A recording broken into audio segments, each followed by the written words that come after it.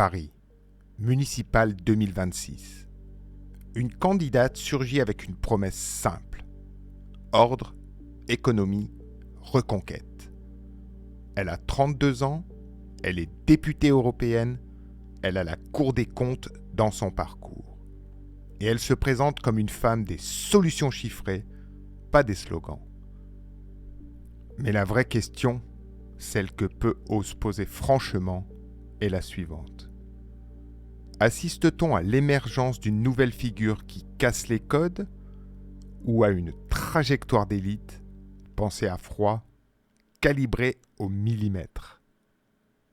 Parce que si vous remontez le fil, étape par étape, vous allez comprendre une chose essentielle. Ce n'est pas un accident. Et ce qui se joue à Paris aujourd'hui n'est que la dernière marche. Sarah Knafo naît le 24 avril 1993 au pavillon Sous-Bois en Seine-Saint-Denis. Elle grandit dans une famille juive marocaine, arrivée en France en 1967 après la guerre des 6 jours. Ce qui compte ici, ce n'est pas un débat identitaire. Ce qui compte, c'est l'environnement familial, le rapport au travail et l'exigence de réussite.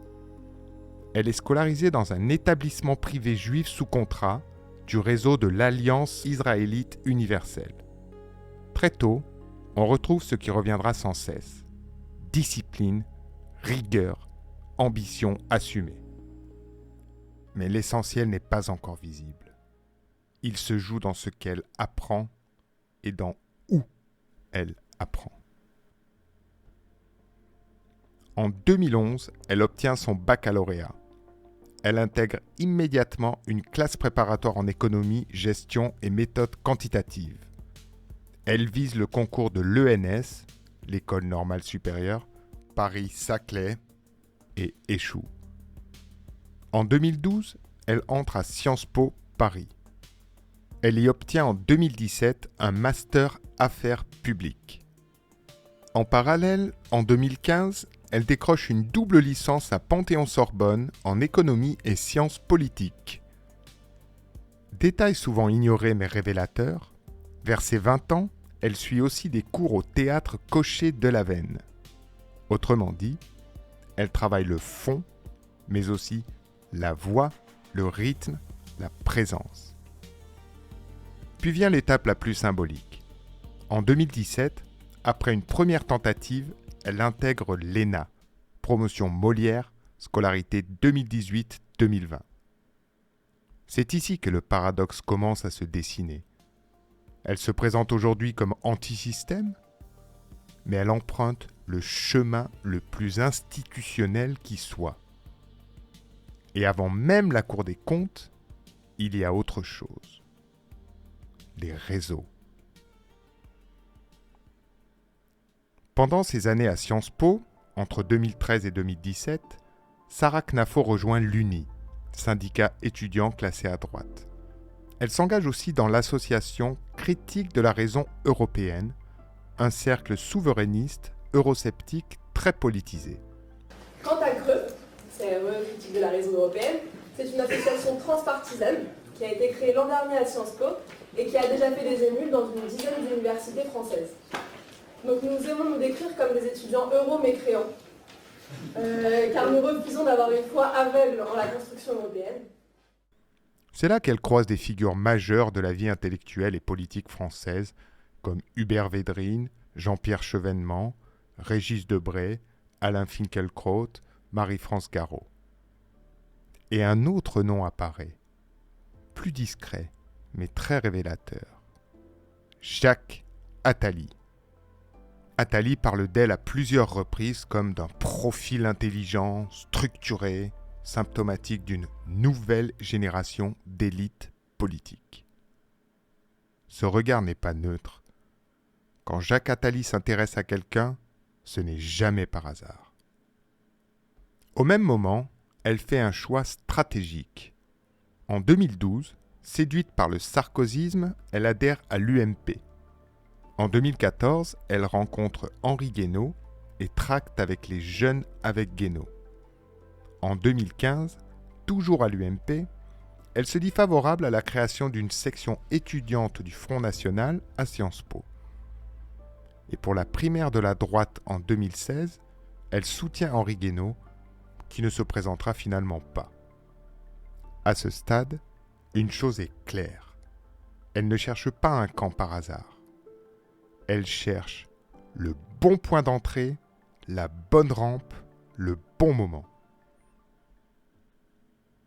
Pendant l'ENA, en 2018, elle effectue un stage à l'ambassade de France en Libye, alors basée à Tunis. Elle travaille sur les routes migratoires. Elle poursuit à la Direction générale des étrangers en France, où elle contribue à un guide pratique visant à faciliter les procédures d'expulsion. En 2020, elle devient auditrice à la Cour des comptes. La même année, elle participe au contrôle des comptes de l'Élysée. Pendant la crise du Covid, elle est envoyée en renfort à la préfecture de Seine-Saint-Denis, ce qui lui vaut une médaille d'honneur pour acte de courage et de dévouement. Le profil est clair. Procédure, contrôle, résultat, efficacité. Et pourtant, en parallèle, une autre machine se met en marche. En septembre 2019, elle participe à l'organisation de la Convention de la droite, où l'idée d'union des droites est portée par Marion Maréchal et Éric Zemmour. Très vite, elle devient, selon Le Monde, la pièce maîtresse du dispositif Zemmour. Elle fédère des réseaux issus de l'UNI, de la Manif pour tous et de l'IFP. Selon l'Obs, elle organise dans son appartement du quartier latin des rencontres entre Zemmour, Dupont-Aignan, Marion Maréchal, Laurent Wauquiez. En 2021, elle devient officiellement directrice stratégique de la campagne présidentielle de Zemmour. En janvier 2022, Zemmour le dira lui-même. Sans elle, il n'y aurait pas eu de campagne. Elle est aussi sa compagne. Mais cette double position provoque une rupture. En septembre 2021, la Cour des comptes, sous l'autorité de Pierre Moscovici, lui demande de se mettre en retrait pour des raisons déontologiques. Elle quitte l'institution. C'est ici que le paradoxe est total. Elle se présente comme disruptive, mais elle a coché toutes les cases du sérail. Le 9 juin 2024, elle est élue députée européenne. La liste Reconquête obtient 5,47% des voix. Elle siège au groupe L'Europe des nations souveraines. À partir de là, son discours se durcit et se clarifie. Budget, gaspillage, immigration. Elle parle comme une auditrice. Des chiffres, des exemples, des comparaisons. C'est là qu'elle gagne sa visibilité médiatique en 2025. Cette visibilité explose lors d'une séquence médiatique très précise dont beaucoup se souviennent encore. Au printemps 2025, sur plusieurs plateaux télévisés, Sarah Knafo dénonce avec vigueur les gaspillages de l'Agence française de développement.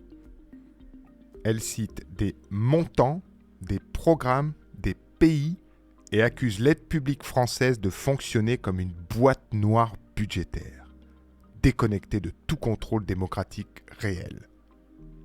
Cette séquence n'arrive pas au hasard. Elle intervient au moment où, aux États-Unis, Donald Trump, soutenu par Elon Musk et le projet Dodge, annonce le démantèlement quasi total de l'USAID. Le sujet est dans l'air, l'opinion est prête, et elle saisit cette fenêtre. Chiffres contre slogan, comptabilité contre morale abstraite.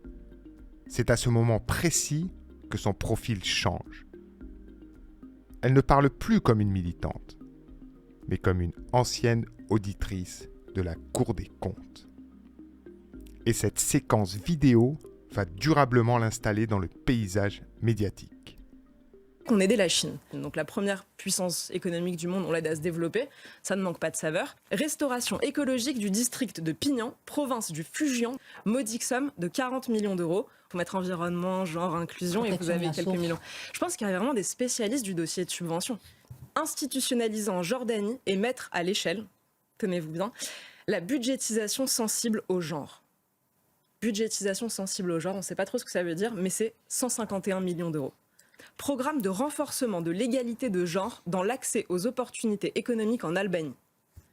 51 millions d'euros, ça encore.